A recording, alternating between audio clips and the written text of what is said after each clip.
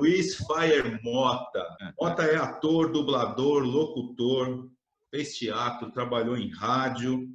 Entre 81 e 91, trabalhou nos estúdios da Herbert Richards, que é simplesmente o principal estúdio de produção de dublagem da América Latina de filmes.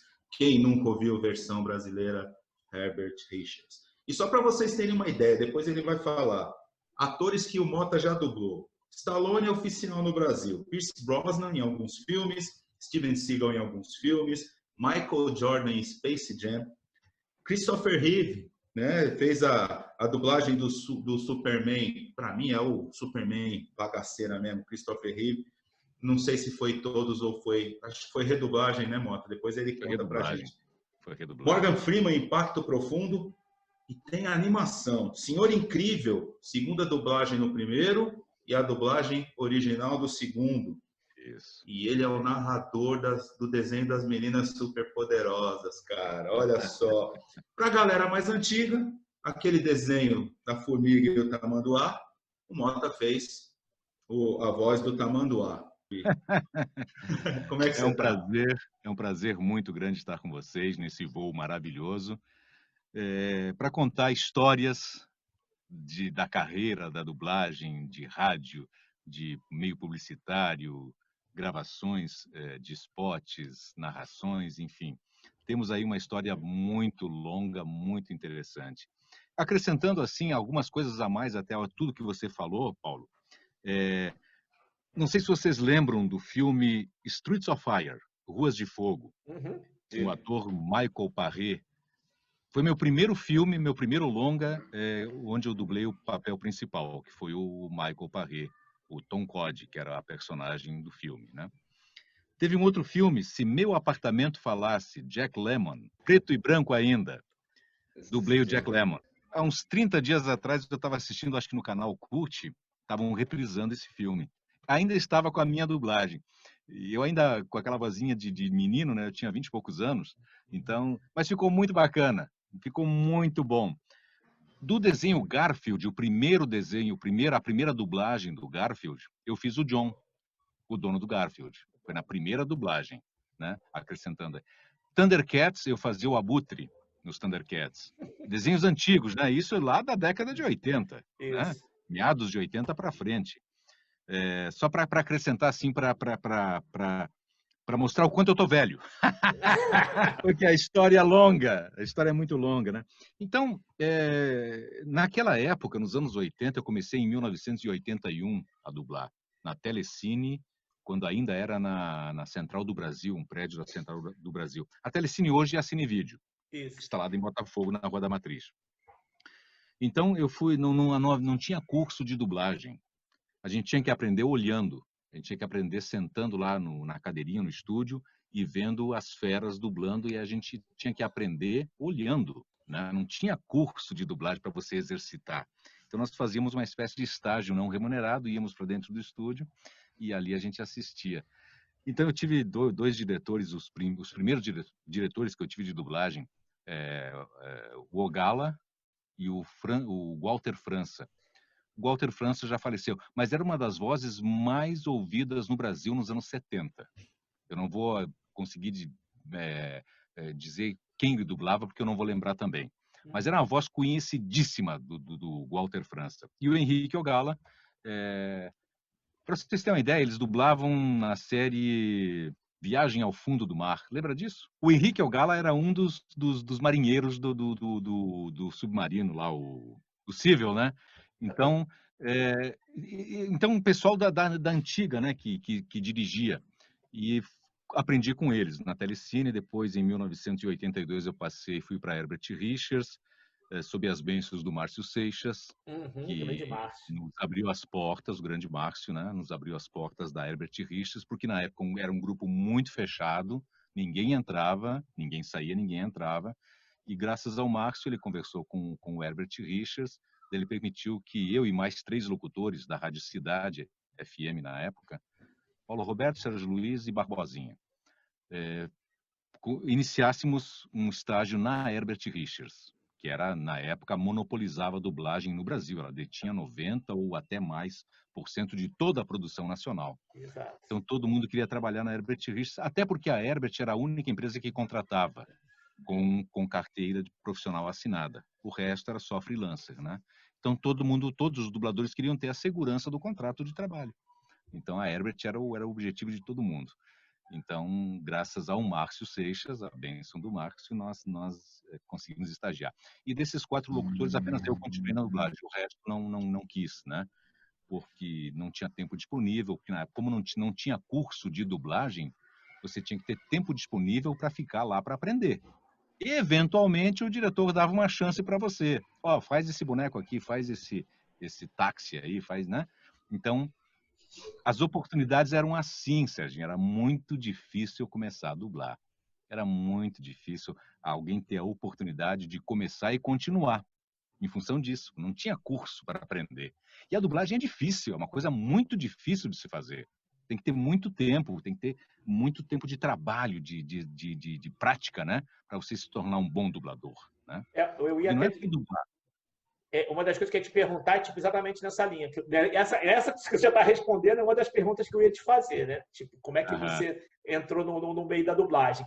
E como é que você se incorpora no personagem? Se o teatro, você fez teatro, né? Sim, se o desde teatro, menino. então, se o teatro te ajudou nessa coisa da interpretação, porque na realidade é uma interpretação que você faz, né? Com certeza. Até porque, legalmente, para você dublar, você precisa ser um ator, você precisa ter o registro profissional como ator, que é uma profissão regulamentada também. Foi regulamentada em 78. Então, só com o registro profissional. E o registro de ator, você tem que comprovar que atuou como ator anteriormente a 78. Eu tinha todos os comprovantes, desde menino, moleque, lá atuava em teatro, e tinha todos os comprovantes, recorte de revista, jornal, declaração do teatro, enfim. Então, apresentei esses documentos todos no sindicato, no SATED, no Rio de Janeiro, e aí foi aprovada o meu registro. Eu fui ao Ministério e selei toda a documentação ali.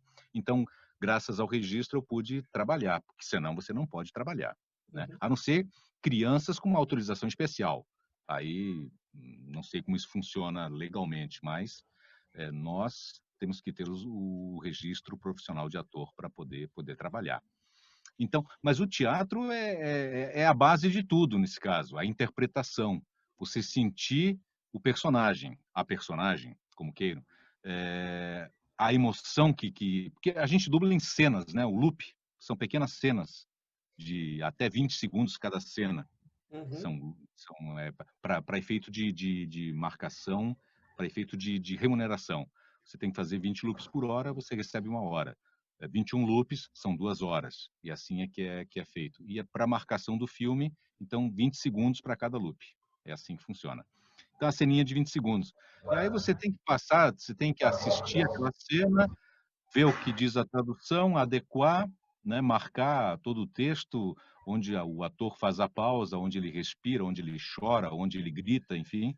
E aí você ensaia e grava. Você tem 3 minutos para resolver o loop, né? Para assistir o loop, para ver o texto, adequar o texto, porque às vezes a fala está muito longa ou está muito curta, você tem que acrescentar ou retirar alguma coisa do texto, ensaiar para que o diretor veja a sua interpretação, como é que você está interpretando aquela cena, e gravar. Então, 3 minutos é pouco tempo para se fazer um bom trabalho. Se for uma fala curta, um bom dia ou uma sentença curta, não tem problema. Mas você pega aí um loop de 10 linhas, por exemplo, complicadíssimas, o cara, como por exemplo, aquela cena do Stallone que bombou na internet, que ele chama o filho na chincha ali, né? Dá Essa eu vi. filho. Viralizou na internet essa cena. Essa cena deu trabalho, porque ele usou vários tons dentro de uma mesma cena, né? Falou com o filho diretamente, mostrou, mudou de tom, enfim, deu trabalho. Mas eu resolvi, eu acho que ensaiei umas 3, 4 vezes e regravei umas 5 ou 6. Que ele sai do restaurante, encontra o filho, e aí chama o filho na chincha ali, que o filho estava abusando já da condição de filho, né? Ignorando o pai, enfim, e desprezando até o pai, né? Aí chamou o menino na chincha e aí, a partir dali, o garoto mudou um pouco a visão deles que ele tinha do pai, né? porque o pai era boxeador e tal, tinha sido famoso e estava em decadência, enfim, aquelas coisas de filho meio rebelde, né? Uhum.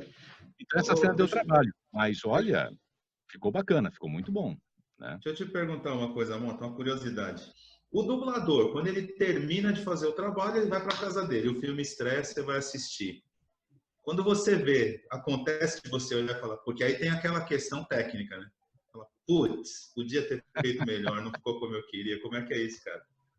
Exatamente isso aí, Paulo.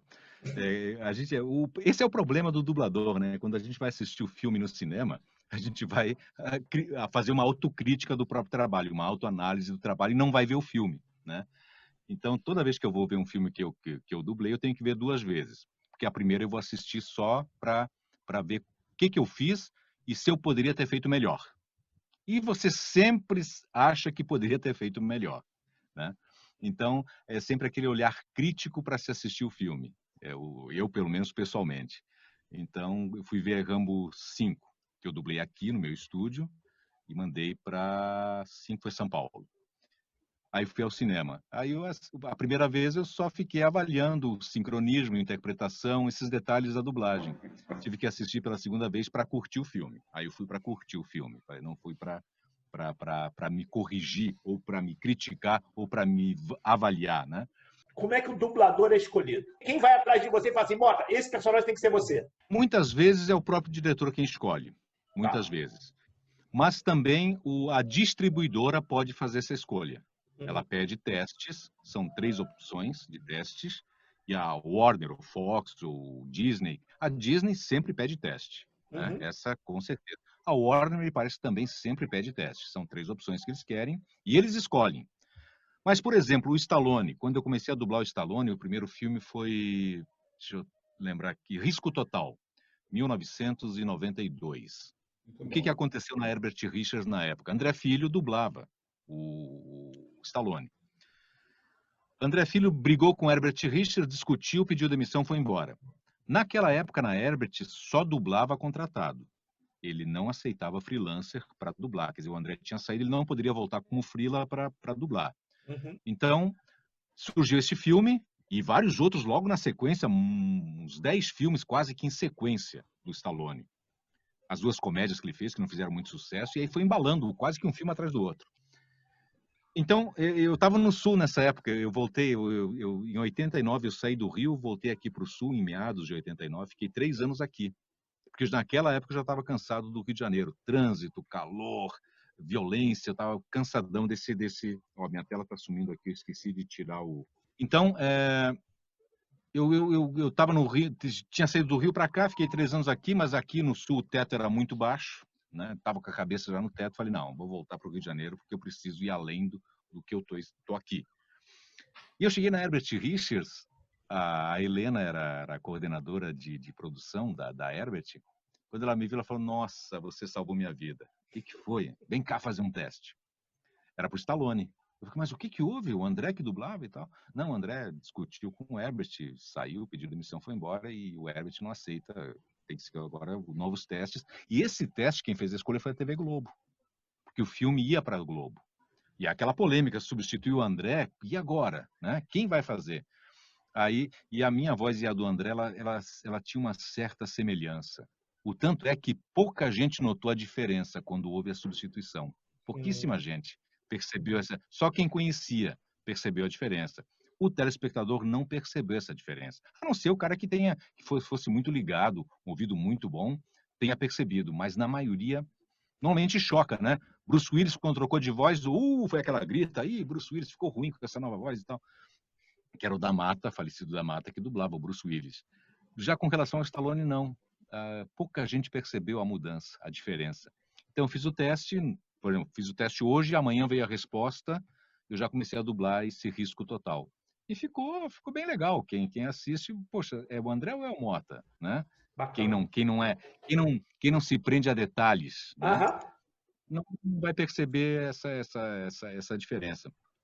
E a partir daí, então, passei a dublar praticamente, eu acho que 99% dos filmes do Stallone. Nunca... 2 filmes, eu acho que outra pessoa dublou. Aí depende muito de orçamento, de produtora, quem vai fazer. Então, isso aí também... Aquele de sempre, né? Aquele probleminha de sempre. Aquela coisa... dependendo do filme, o menor orçamento ganha, né? Nem sempre a qualidade é respeitada, né? Na maioria das vezes, as distribuidoras optam pela qualidade, na maioria das vezes. As grandes distribuidoras, elas optam pela qualidade, mas as pequenas, aí ainda é aquela coisa do menor orçamento, e aí, enfim, aí são outros detalhes. Pierce Brosnan foi um presente do Mário Jorge, que trabalha na TV Globo, né? Uhum. Ele era diretor de dublagem na VTI, e ele falou, Mota, eu vou te dar de presente, vou te dar um grande presente. Vou te dar o 007, o Pierce Brosnan, para você dublar. Eu falei, pô, que bar... Rapaz, a emoção no primeiro momento é de uau! Mas aí bate a responsabilidade. Uau, e agora? Vou ter que fazer um trabalho bacana, porque o cara merece, né? O cara bonitão, 007, merece uma voz bem bacana ali. Tem que valorizar o cara. E foi um presente do Mário Jorge. E aí essa emoção que você fala é aquela coisa de orgulho e ao mesmo tempo de uau, e agora? Vou ter que mostrar que eu sou capaz, né? Então, são os dois opostos, a emoção da conquista, bom, mas agora eu vou ter que justificar essa escolha, né? E foi bem, graças a Deus, pô, o Pierce Brosnan, todo mundo fala, pô, a voz ficou perfeita nele, o 007, né? Bond, James Bond, ficou perfeito. Inclusive, o último filme que eu dublei dele, do 007, foi feito na Herbert Richards, com a direção, o Serginho deve conhecer, do filho do Herbert, o Júnior, que dirigia, até participa na TV Globo, não sei se ainda está, participa como ator, fez algumas direções também, e ele me dirigiu nesse último filme do Pierce Brosnan como 007. Aí ele falou, poxa, olha, cara, muito bom, ficou muito bom, Moto. Sua voz encaixou perfeitamente, seu estilo, o tom, né? A elegância do 007, aquela coisa ficou... Porque ele era um cara elegante, ele era um cara, né, que mulherio derretia por ele, né? Então ficou bacana, ficou bacana. Então essa emoção, olha, e toda a escolha assim, quando você é selecionado para dublar um ator, por exemplo, Morgan Freeman, o dublador oficial do Morgan Freeman é o Márcio Seixas, né? Mas na época o Márcio não sei, eu acho que o Márcio estava viajando e tinha esse filme Impacto Profundo, Deep Impact, e foi escolha da TV Globo também. Fizeram o teste e eu ganhei o teste para dublar o Morgan Freeman na ausência do Márcio Seixas, que é o dublador oficial dele. E então essa escolha também, aquela emoção, uau, vou dublar o Morgan Freeman. Dublei ele também, escolha da própria Globo também, na versão que foi para Globo, não para DVD, do Menina de Ouro, que ele faz o Clint Eastwood faz o dono da academia e o Morgan Freeman é o faz tudo ali, que tinha sido um boxeador famoso, mas levou um soco no olho, teve problema na divisão e nunca mais pôde atuar. Aí ele ficava ali orientando, até limpando toda a academia ali, todo o ringue, né? Então, também um belíssimo trabalho do Morgan Freeman. Olha, foi um prazer dublar ele nesse filme. Nossa, foi uma sensação assim de gratificação, de realização pessoal maravilhosa. Como é que você vai dublar o Morgan Freeman ou o Pierce Brosnan sem que a galera ouça e fale assim, mas peraí, esse aí não é o Rock? A voz do Stallone é uma voz mais trabalhada. Oi, tudo bem? Estamos aqui, vou seguir esse caminho e tal. Essa é a voz do Stallone. Isso, cara, que louco. Eu estou conversando com vocês aqui, usando a voz que eu utilizo para dublar o Stallone. A do Morgan Freeman é uma voz um tom acima, né? Bom, eu sou o presidente dos Estados Unidos. Quero comunicar a todos vocês que a partir de agora será decretado um blackout, um lockout, enfim, é um tom um pouco acima, né? Dublei também o Schwarzenegger no filme O Sexto Dia, o filme da clonagem. E depois dublei também ele num filme recente agora, Killing Gunther, uma comédia que ele participou, um filmezinho também, classe B ou C. E Maggie, Contágio também, dublei. Eu acho que o Júnior não pôde dublar por alguma razão, aí fui chamado para fazer. O Sexto Dia, com certeza o Júnior estava viajando pela Europa, pela Disney na época, e aí eu fui substituir ele para esse filme do Sexto Dia, que retratava a clonagem. ele e o clone, né? Então eu dublei os dois, pô, bacana. Mas aí a minha voz praticamente normal, não tem muita firula não. Mas também não é um grande ator, mas fez sucesso, faz sucesso até hoje, foi inteligente, usou o corpanzil ali para ganhar dinheiro e tem o seu respeito, né? Então, e o Stallone também, não é nenhum ator brilhante, mas são caras inteligentes, eles souberam usar o que tinham de positivo, sabendo que há um público cativo para esse tipo de filme, e exploram até hoje, né? Então, fazem sucesso até hoje. Você dublou Stallone nos Mercenários também, né, Mota? Sim, Mercenários.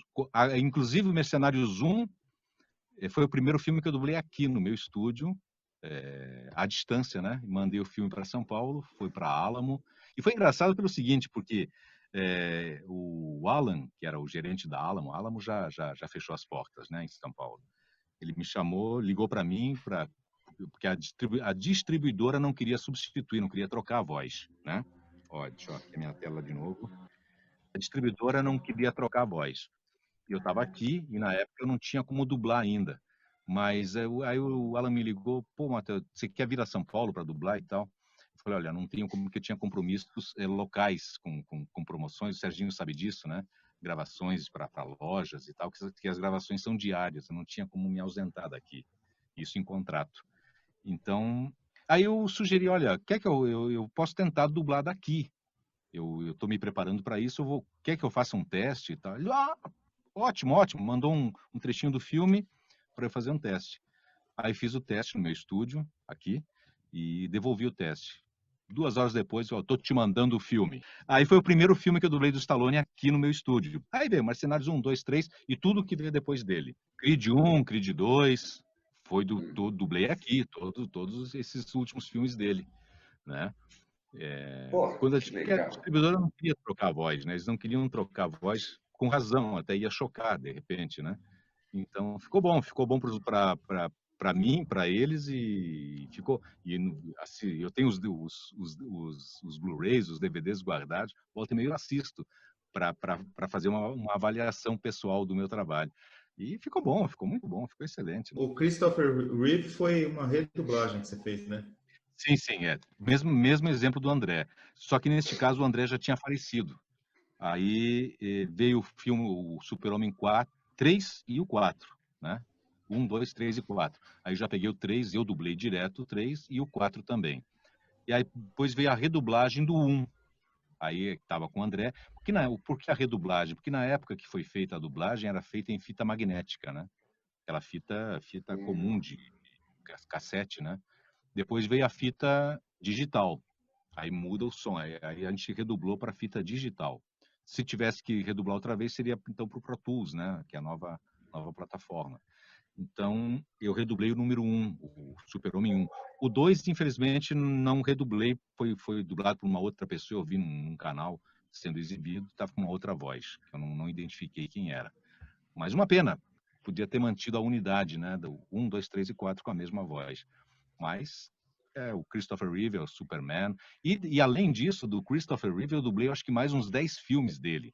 Não como Super-Homem, mas com outras personagens, né? Às vezes acontece, depende para onde for o filme, se o cliente não fizer essa observação, mantenha a mesma voz, duble com o mesmo dublador, se a pessoa não está informada de quem dubla, ela vai colocar uma outra voz, né? Vem a tradução pronta, né? E aí a gente fica livre para adaptar. Uma frase, você tem a liberdade de mudá-la para que fique... Como é que eu me sinto melhor falando essa frase? Às vezes você pega uma frase mal construída, que às vezes o tradutor também na pressa, ele meio que vai, né? Tá com a agenda cheia, ele vai fazendo aquilo meio que na coxa também. Então, às vezes ele constrói uma frase um pouco errada, né? Aí você tem essa liberdade de adequar esta frase para que você se sinta melhor mandando essa frase. Fique mais natural, fique mais à vontade, né? Então, tem essa liberdade. E eu gosto muito de mudar. Eu mudo muito, porque às vezes não soa bem o que foi traduzido ali. Eu prefiro trazer para o meu coloquial como eu me sinto melhor dizendo aquela frase e que sim, que se encaixe melhor dentro da emoção do ator naquela cena, naquele momento ali, para que fique bem bacana, fique bem natural. Sincronismo, né? Você encaixar o mesmo movimento labial e, ao mesmo tempo, interpretar e o mesmo tom. O tom, esse é uma coisa, o tom de voz tem que ser igual ao que você percebe na cena. Muitas vezes você esquece até a própria fala do ator e se fixa na expressão facial do cara, do ator. E aí você coloca dentro daquela expressão facial dele, você muitas vezes até muda o tom original e põe o tom que você acha mais adequado, mais correto para aquele momento da cena, né? Então, o tom é muito importante. Às vezes o cara está fora do tom, o ator está falando aqui normal para baixo e o dublador coloca lá a coisa mais pro gritado. Fica esquisito, né? Fica fora, não encaixa, né? Então, isso acontece às vezes quando o diretor não presta muito atenção nisso, né? Então, pode acontecer esse desencaixe, né? O cara está fora do tom, a expressão facial diz uma coisa e o dublador tá num tom diferente do que da expressão do ator.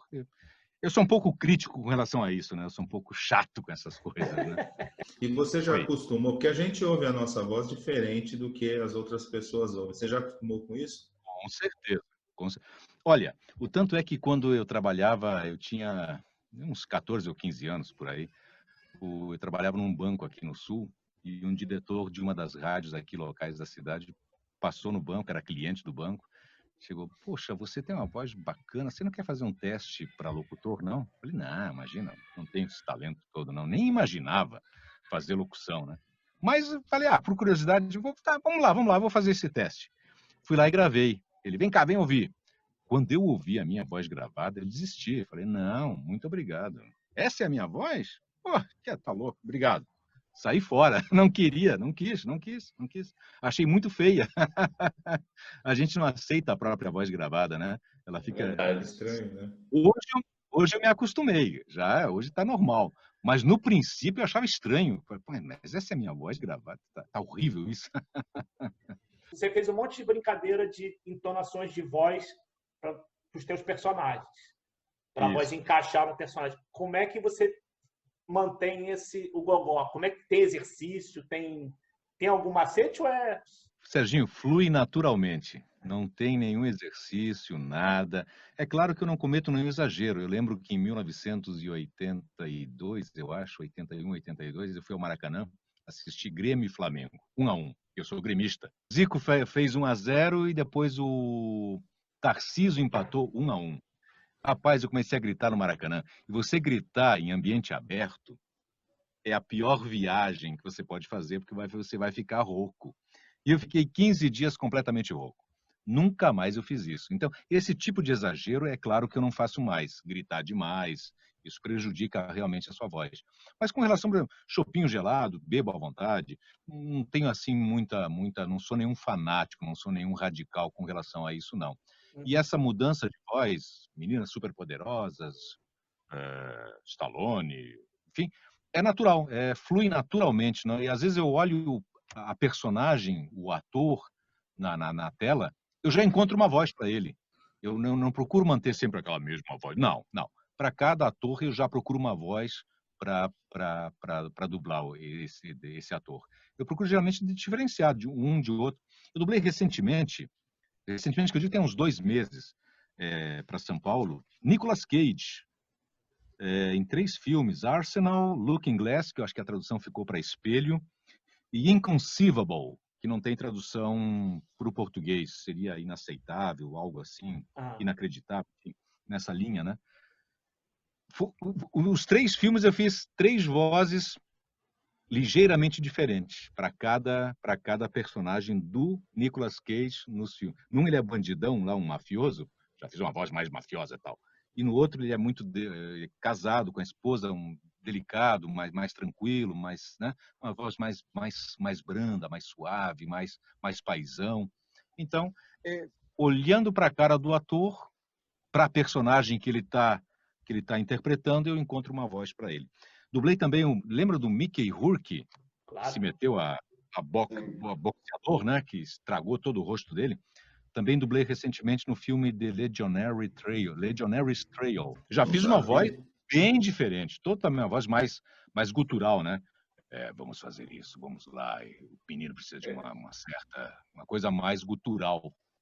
Então, esses são os últimos trabalhos aqui que eu fiz de dublagem aqui no meu estúdio, né? E mandei para São Paulo. Então,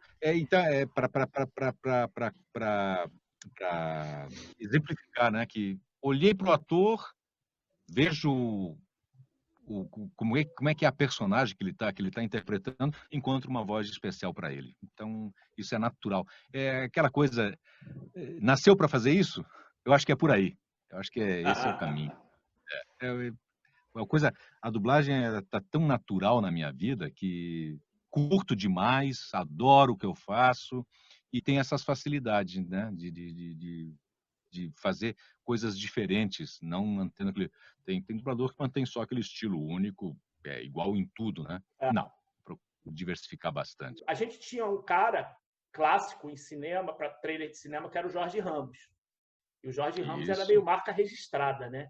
Era aquele vozeirão. Nossa, total. Jorge Ramos faleceu em 2014, se eu não me engano, alguma coisa assim, eu não lembro. Eu não lembro, mas acho que ele já estava aposentado, inclusive, né? Ele já tinha meio que largado tudo, eu não sei. Confesso que eu não sei. Tinha diminuído um pouco o ritmo, né? Porque ele tinha, acho, problema de rins, né? Ele tava... Aí o que acontece? Mota começou a fazer os filmes que o Jorge sempre fez, né? A chamada dos filmes. Isso. Como é que foi? Porque o teu tom é diferente do dele. É diferente. Bom, o meu primeiro trailer, Serginho, que eu narrei, caramba, 1995, 96, com o Marcel, na Publitape. Por quê? Eu tinha gravado um comercial para uma marca de televisão, não sei se vocês vão lembrar, Zenith. Eu gravei um comercial no Chorus Studio, era só assinatura, Zenith. Tinha um complemento qualquer, Zenith, a sua televisão, alguma coisa assim, o seu aparelho de TV, não lembro agora exatamente. E esse trabalho foi mixado na Publitape, quando ela ainda era ali no Jardim Botânico. Uhum. E o Marcel, eu acho que o Marcel mixou esse trabalho da Zenith. E ele me ligou. Foi você que narrou o Zenith? Eu falei, sim, fui eu que fiz esse trabalho. Ele, você não quer passar aqui para fazer um teste para trailer? Pô, é o sonho de todo locutor, né? Narrar trailer. Eu falei, claro, tô indo aí agora. Fui para lá fazer o teste. E o teste era pro Missão Impossível 1, com o menino Tom Cruise. Missão Impossível 1. Aí fui lá fazer o teste, apenas o teste. Aí, Missão Impossível, não sei o que. E fui aprovado. Então, esse foi o meu primeiro trailer que eu fiz. E a partir dali, vieram vários outros trailers, foi assim, emendando um no outro. Graças a Deus, até hoje, eu gravo bastante trailer. Para cinema, um pouco menos, porque o cinema está colocando as legendas, né? Tá legendando os trailers. Uhum. Mas os TV spots, da divulgação dos filmes na televisão e na internet, ainda rola muito, ainda muita narração. E graças a Deus tenho feito muito. Os da Disney, eu acho que a maioria, não todos, claro. Não sou a única voz de narração de trailer, não. Tem outros profissionais fazendo também. São Paulo tem algumas pessoas que fazem bem. Mas da Disney, por exemplo, acho que 90% dos trailers e TV spots sou eu que faço, da Disney, né? Então, por enquanto, pelo menos, né? Isso aí pode mudar a qualquer momento, claro. Sim. Então, tomara que não mude. Disney. Por quê? Porque é um trabalho rápido para quem sabe fazer, claro, e bem remunerado pelo trabalho que é. Então, por isso que o sonho e, claro, a exposição, né? Você está na vitrine, é uma vitrine bacana.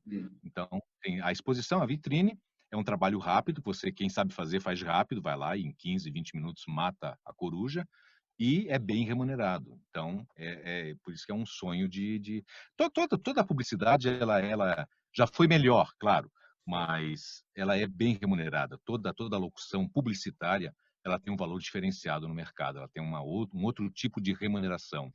Se comparar com a dublagem, não há nem comparação a se fazer. A distância é quilométrica, né?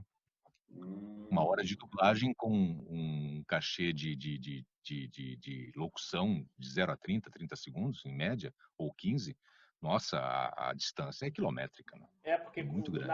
porque na locução para cinema, quando vem da agência sendo um filme maior, você tem um monte de spot para fazer. Não é um trailer, são vários trailers, vários de 15, 30. Aí você tem versão para não sei o que, versão para... Então, na verdade, ele passa o dia quase no estúdio, uma parte do dia no estúdio, mas faz muito material.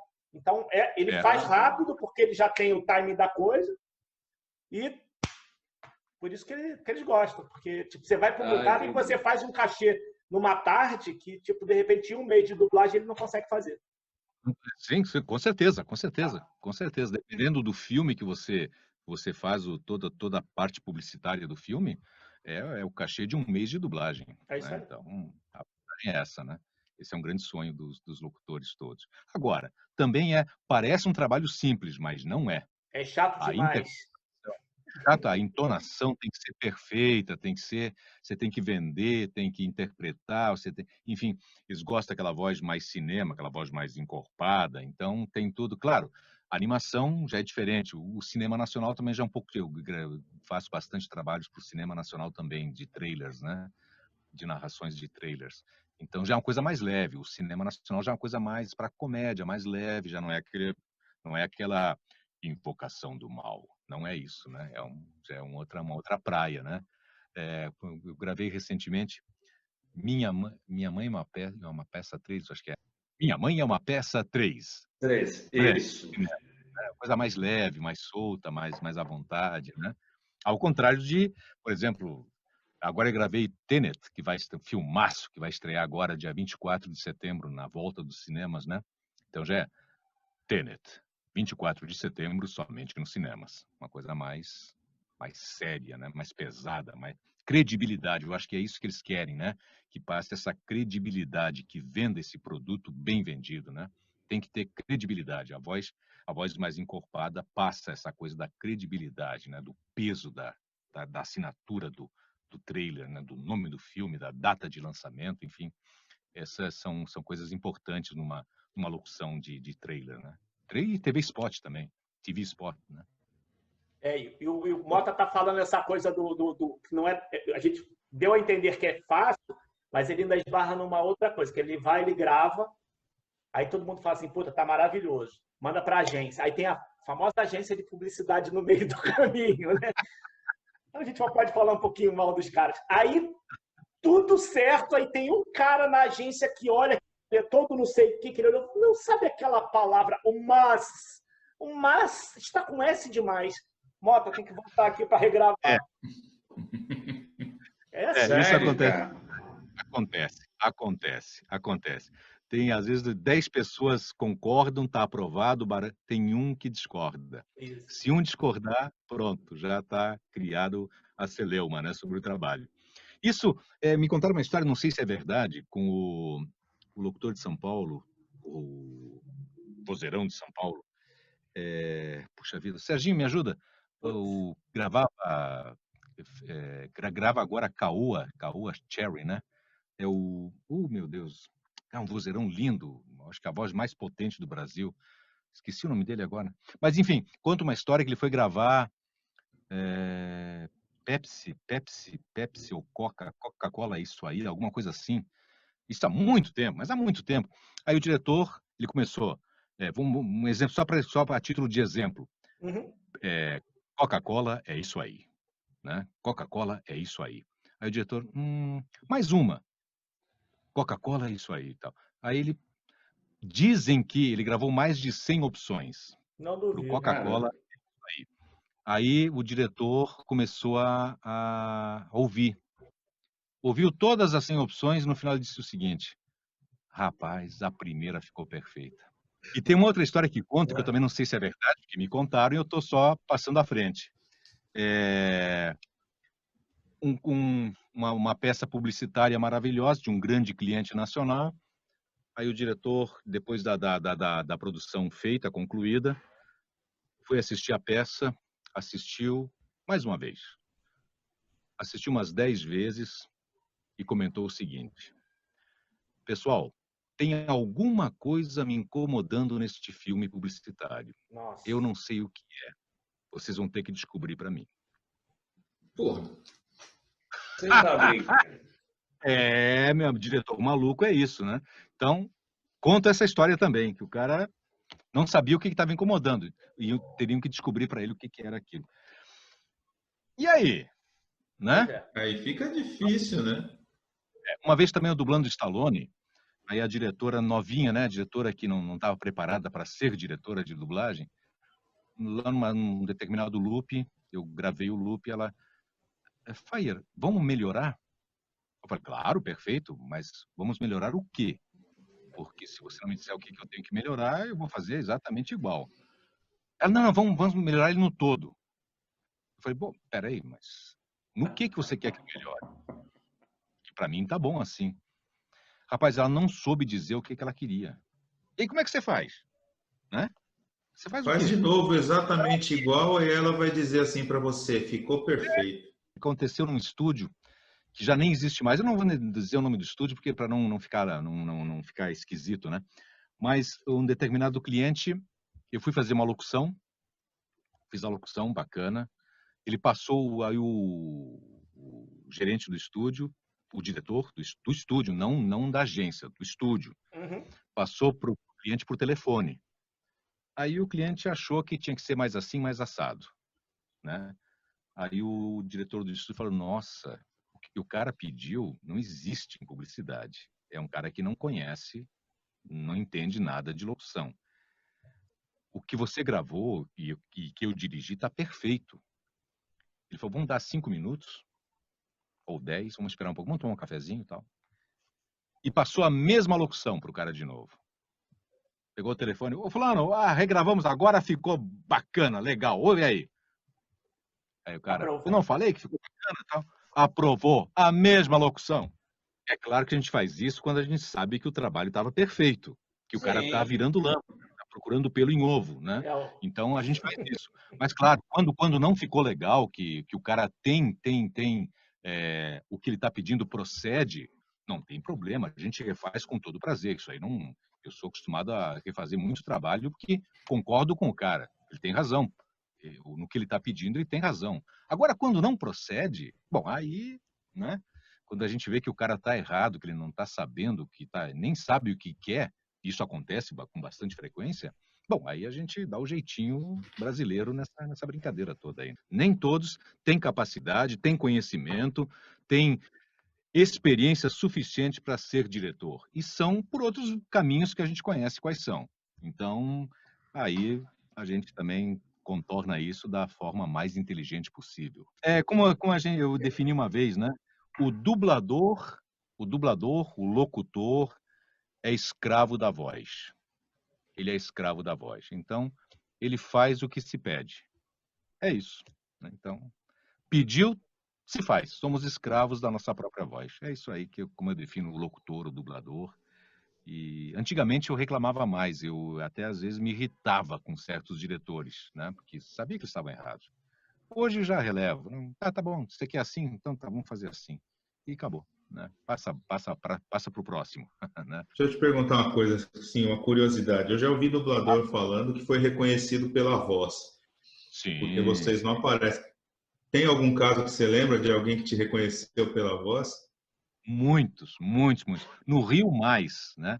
Eu andava muito de táxi, porque quando eu comecei a ter dificuldade para estacionar nas produtoras e nas empresas de dublagem, comecei a usar metrô e táxi. Então, olha, acho que mais de 30 vezes. Eu entrava no táxi, bom dia, rua tal, Ipanema, não sei o que, o cara virava, o senhor é dublador, né? O cara reconhecia a voz. Mas olha, não foi nenhuma, nem duas, nem três. Muitas vezes. Loja em shopping. Você começa a conversar com o vendedor, está ali se interessando pelo produto, daqui a pouco ele, puxa, mas a sua voz eu conheço de algum lugar. Aqui em Caxias do Sul, eu nem imaginava que isso fosse possível, né? Em farmácia, a atendente reconheceu a voz. Numa agência de telefone, de telefones, né? O rapaz que me atendeu, ele falou, nossa, a sua voz é do 007, não é não? Eu falei, Não, imagina, você está enganado. Não, não, não, a sua voz é do 007 sim, porque eu conheço, eu sou fã do 007. Então, isso é com muita frequência, mas com muita frequência a pessoa ouve, né, quem tem um ouvido mais apurado, assim, mais reconhece, reconhece, e não é uma nem duas, são várias vezes, E vários, aí vários momentos. eu fico imaginando assim, né? Quando a gente encontra, quando as pessoas encontram alguém famoso no aeroporto, pede uma selfie. Aí quando encontra um moto, pede o quê? Um áudio? Como é que o 007 fala? Como é que, né? Puta, que sacanagem, cara. Narra aí o narrador das Meninas Superpoderosas que eu quero ver. Faz aí para mim. O que acontece que o pessoal faz, né? Faz Os para mim caras aí. pedir para gravar para pôr na caixa postal do celular. Olha que sacanagem. Isso também, gravar como mensagem de atendimento de celular, isso é com muita frequência, né? Eu gravo ali na hora. Aqui, ó, geralmente com Stallone, né? Geralmente as mulheres pedem para gravar alguma coisa com relação ao marido, né?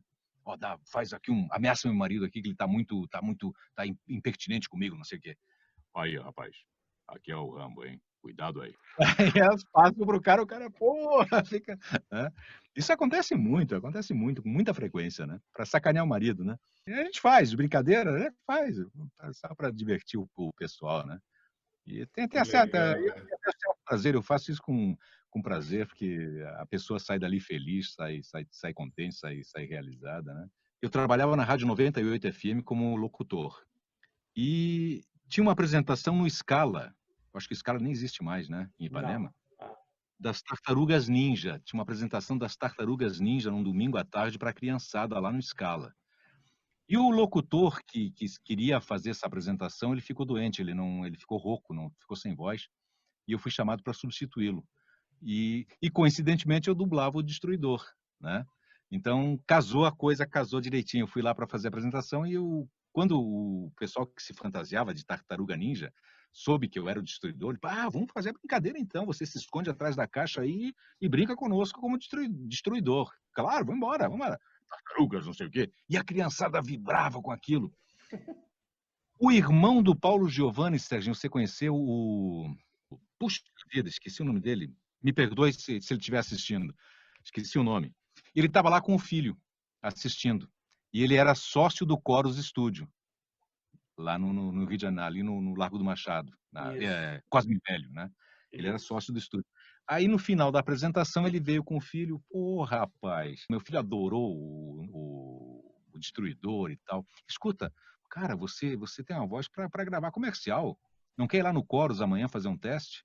Aí eu fui lá no Chorus, numa segunda-feira, e tinha esse Zenith para gravar. Foi aí que o Zenith foi parar lá no Marcel, na Publitape.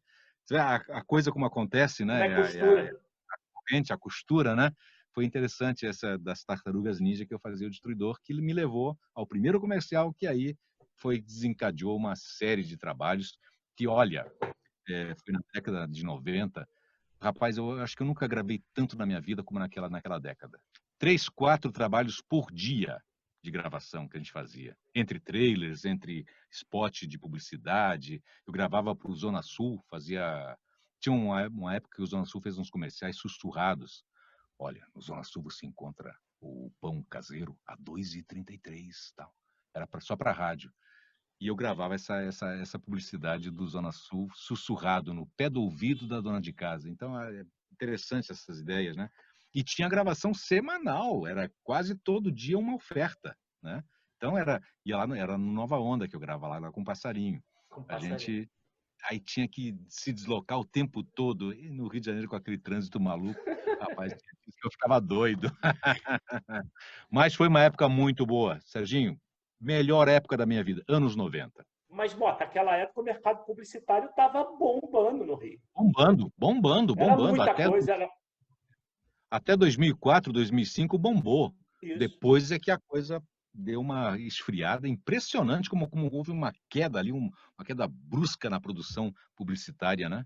Nos anos, acho que final dos anos 90. Não, início dos anos 90, começou a se proliferar os cursos de dublagem. Esses cursos formaram muita gente, né?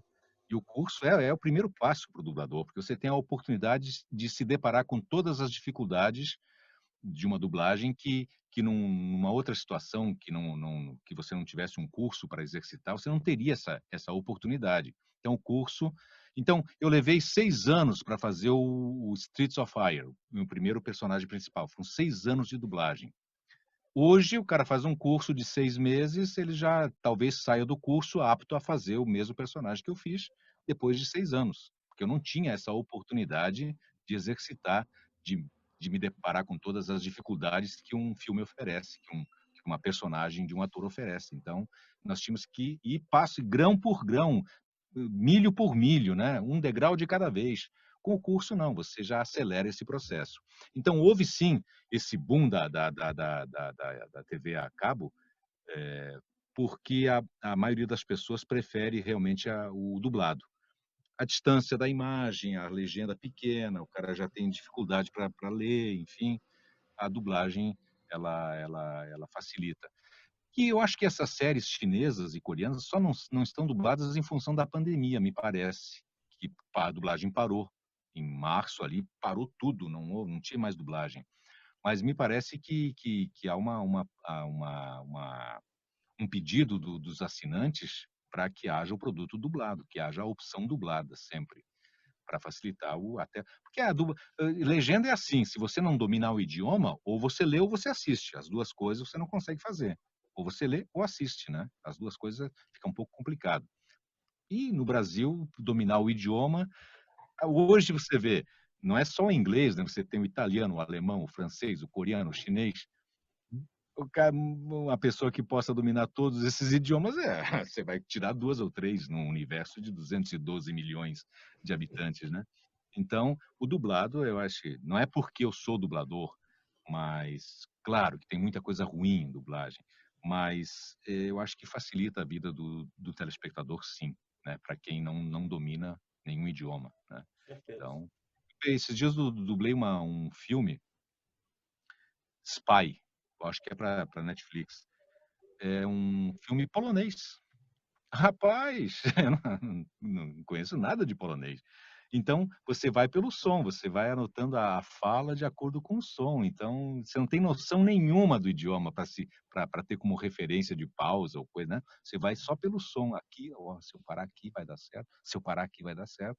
Então, você vai. É como se uma pessoa que dubla um filme no idioma inglês e não domina, não sabe nada do inglês, né? Fica difícil, porque a gente que conhece o idioma, você vai, pelas palavras, você vai marcando direitinho, facilita um monte o trabalho. Mas quando você não conhece o idioma, você vai só pela sonoridade da fala. Pauzinho aqui, pauzinho ali, você vai só. Foi como no caso desse filme polonês que eu fiz. E esse boom, então, mas esse boom também foi acompanhado por um surgimento exponencial de dubladores novos também. Então, acho que a coisa equilibrou, né? Tem uma época que o Herbert Richards dublou uma infinidade de novelas mexicanas para o SBT. Não sei se vocês lembram dessa época, anos 90 também. E Silvio Santos, me contaram essa história, que ele não queria nenhuma voz conhecida. Ele queria vozes novas. Foi um problema, que os dubladores na época eram um número reduzido. Foi aí onde surgiram os cursos que formaram muita gente que veio a praticar nas novelas mexicanas, veio fazer a prática da dublagem, porque o Silvio queria vozes não tradicionais, não conhecidas, né? Eu soube que, inclusive, me parece que em Miami, teve alguém que foi em Miami abrir um estúdio de dublagem. Aí pescava um brasileiro que estivesse passando em alguma rua em Miami, e chamava, você quer dublar, sabe ler direitinho, vem cá então, vamos dublar aqui. E mandava o filme para cá. Parece que isso barraram isso, não é mais permitido, mas houve uma época que os filmes eram dublados em Miami e mandados para cá, uma qualidade horrível. Nossa, e você não tinha como assistir um filme daqueles. Mas assim, eu ainda sinto isso, né? Que ainda tem esse negócio de você pegar um ator ou uma atriz famosa, um cantor ou uma cantora e joga lá e... Também. Lá, né? Tem esse boom aí de colocar os atores globais para dublar os principais das animações, até filmes, né? Nem sempre, às vezes fica bom, mas nem sempre fica bom. Na maioria das vezes não fica bom. A pessoa não tem o traquejo, a tarimba da dublagem, né? Mas Não tem que fazer, temos que conviver com isso, né? E aquela história, o distribuidor é o dono do filme, ele fala, eu quero porque esse cara botou na voz, ele vai me vender mais. Aí você entra numa outra seara. Isso. Vai usar a imagem do ator e vai vender o produto, né? Dublado por fulano de tal. Às vezes nos trailers eu gravo isso. Não sei o que, isso aqui é dublado por fulano de tal, dublado por fulana. Teve mais uma coisa aqui, só para acrescentar aqui, que eu tenho a minha colinha aqui, claro. Os games, esses games, né? Eu dublei nos games Injustice 1 e 2, o Aquaman, e o Aquaman eu dublava também nos desenhos animados lá da série Liga da Justiça, lá atrás, né? Sempre dublei o Aquaman. E nesses games, Injustice 1 e 2, também eu dublei o Aquaman. E teve um outro game, NEC, um game da Sony, teve NEC 1 e NEC 2, eu também dublei o NEC. Esse é um boneco que desmontava, que se remontava, enfim, ficava pequenininho, ficava grande e tal, de games. Então, também é uma outra área de games que a gente atua às vezes, né? Nem sempre. É um mercado gigante. É um mercado gigante, gigante. E claro que dublado facilita bastante para quem joga, né? É interessante isso. Eu vejo pelas minhas filhas. Se o game não for dublado, elas não querem. Foi um prazer, hein? Até a próxima e que seja breve. Abraço.